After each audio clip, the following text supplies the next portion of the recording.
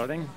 I think we're starting. Good. The director just told me that we're starting. So hello, it's the compostudio for the dance music competition, and we're here with a panel of very stern judges who will be judging the entries as we heard them.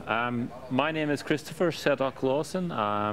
Some of you might know me from the alt party and the demo scene in general. I, of course, listen to a lot of electronic music and dance music, so that's probably why I was brought here. Hello, I'm Matti Ruuskanen. I was invited to this panel by him, my friend. I have a background in music since I was a child, and I've been dancing mostly partner dances also. This also this for 5 years, dancing, competing, teaching, even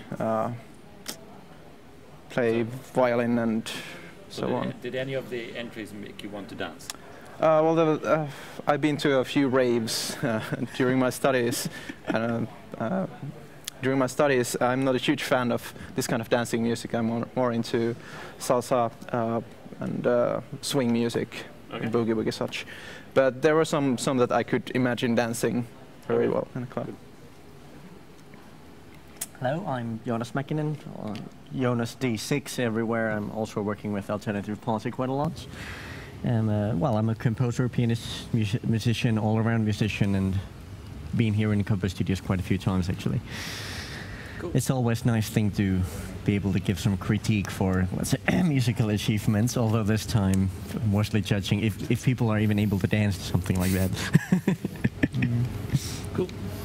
I'm Lauri. I was invited to this panel by the organizers to bring some DJ touch and the lookout from the nightclub world. I've been DJing for a little bit over 15 years and looking at the stuff from that side of the world. Excellent. So, guys, in one word, do you have like one word that you would like to use to describe this competition? You start. Let's take the one word. It's kind of hard to put it in one word. Varying. Very, okay. That's a good word.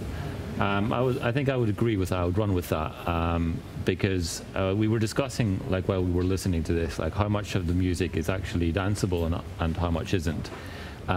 So especially from a DJ point of view, it would be interesting to hear if you felt that there were any tracks that you could actually see playing at a club and working with a dancing sort of audience.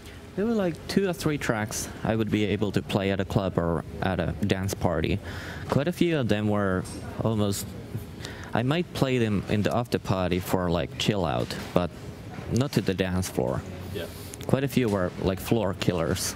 They would empty out the dance floor at any club. Yeah, I'm sorry.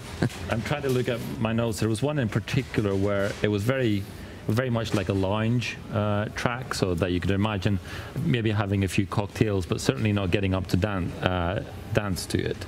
So are there any tracks in particular that you would like to single out, that you would like to see played maybe somewhere? Well, for most of the part, I would see number 7 going to play at a party, but not at a nightclub. Yeah. It's a little bit too rough for those, but it has nice kind of chill out parts. It has nice rises up. Works nice. And I'd like to add to number 7, there was this, well, for viewers of AssemblyTV, they didn't, well, they probably didn't see what was going on in the arena itself. There were actually people dancing and clapping their hands, which was pretty good actually. Proves exactly. It proves it is danceable. Yeah, it's danceable, but not nightclubs. Goes into parties, a little bit different sites. Okay. We were saying it might be sort of end of the night kind of music, but kind of more into that. Later into the set. Then there was one track which got you guys going. It was, I mean, you thought it might be something interesting. It was the blues on my bed. Like I'd like to hear like your analysis of this because you were kind of like almost keen and then something happened. Yeah, I think we were excited in the beginning. Yeah, this was number. Okay, this is a dance compo. There were some sounds like maybe someone perhaps playing the. Not sure. There were some familiar sounds with very cliche blues sounds in the beginning, maybe an echo harp or something in the beginning, but then. I kind of was expecting something from the name bluesy in the track, but I didn't get any blues feeling really from it. I could have imagined even if it were a dance song and not a real blues song, there would be some components from actual blues in the. Yeah. But apparently it was just a name, cool name. Yeah. I think that was the one where we were discussing with Lauri that it was the first one that kind of. Got people to actually feel like that, you know, that it could be a real dance track. Moving, yeah, exactly.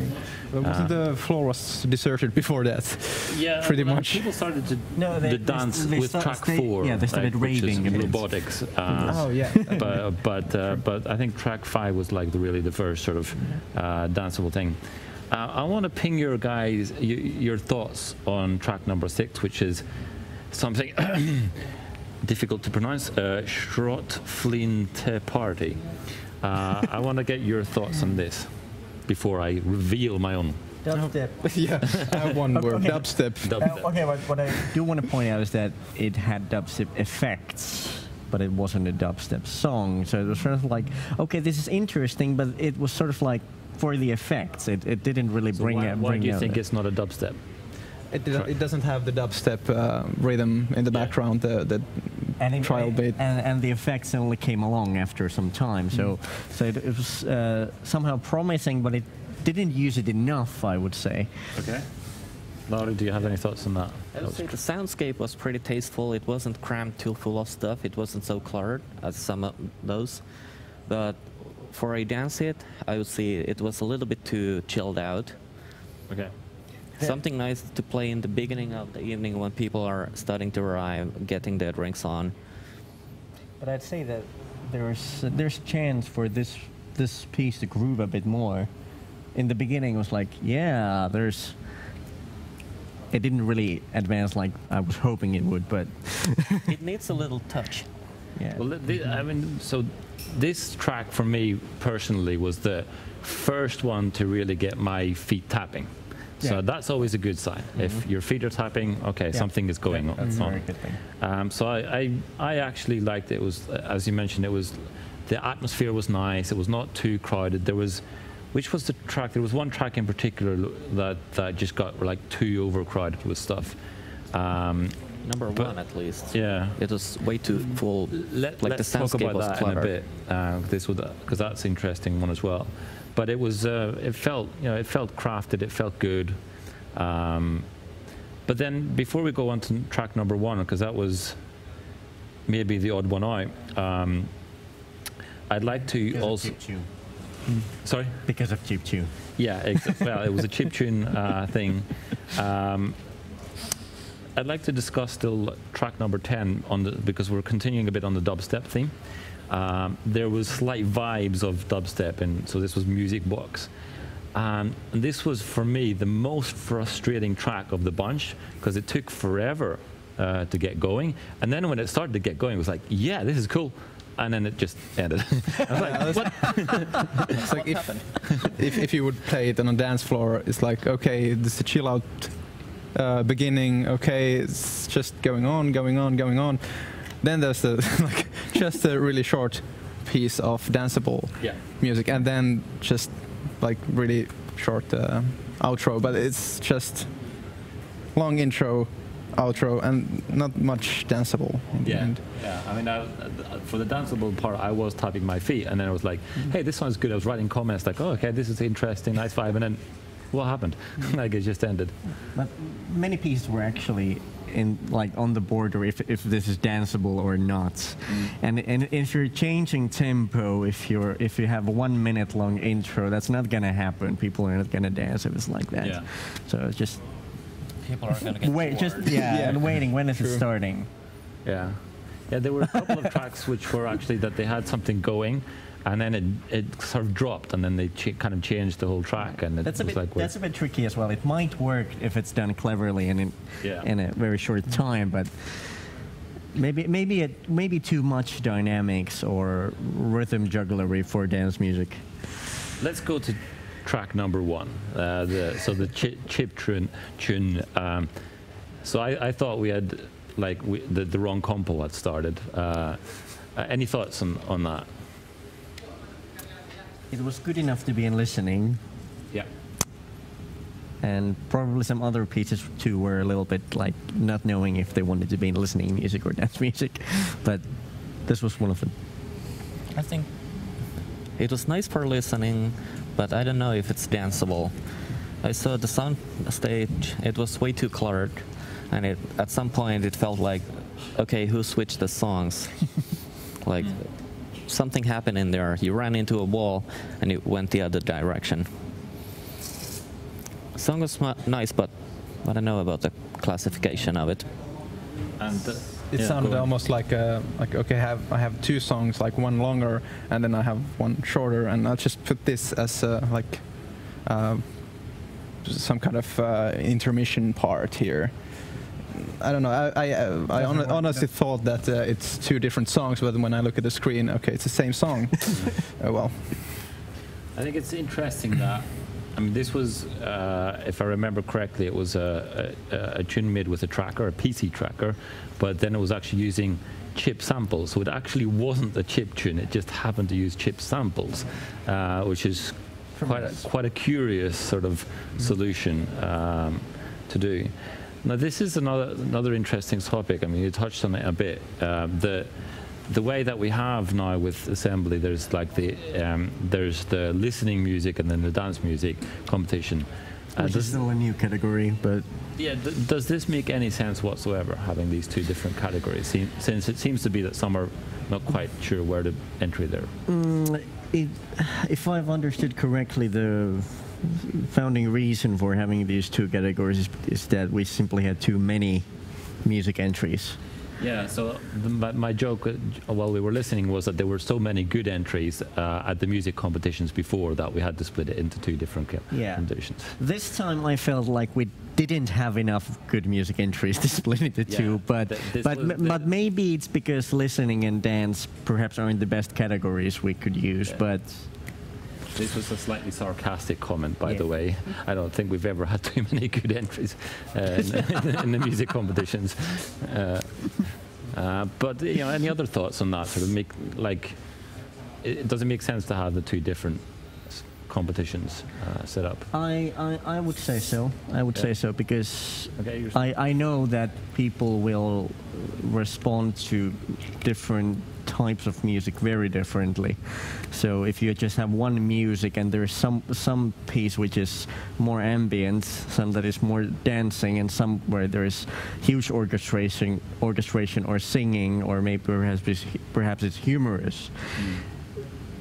Some people are greatly biased towards some, so it's perhaps better to have a couple of categories. There is a point that people were dancing, so if it was a mix of too many things, then people would stop dancing. So what do you think? I would say that it makes sense to have a dancing music and listening music categories. I didn't actually hear the listening music categories because I only arrived shortly today. But kind of dancing music kind of sets these boundaries for the song. It has to have a certain kind of beat. It has to be predictable for the dancer. Be it any type of dancing music, but it has to be predictable to a certain extent. And most important thing I would say for dancer is that you can hear the beat in all parts of the song. Otherwise, you get confused and then you get frustrated and then you leave the dance floor, basically. And you can do that kind of things in listening music, but not in dancing music. And I kind of say that some dancing songs today had kind of would make me frustrated. Yeah, I was exactly gonna come to that. A lot of those were too unpredictable. Like when you get going, you start dancing. If you run into a wall and all of a sudden like everything goes haywire, like people are gonna like flee the dance floor. You're just gonna see it like, poof, what happened? Ever happened to you? Yeah. Quite a few times. To the best of us. Yeah, I guess it's that moment where, I mean, you think it's going to go somewhere and then it doesn't, and then you're kind of confused about, okay, what am I supposed to do? Oh. But then again, I mean, maybe it's something that that is just, you know, I don't know, just our lack of dancing skills. So thank you very much for taking the time, and it was an interesting competition. Good to have you here.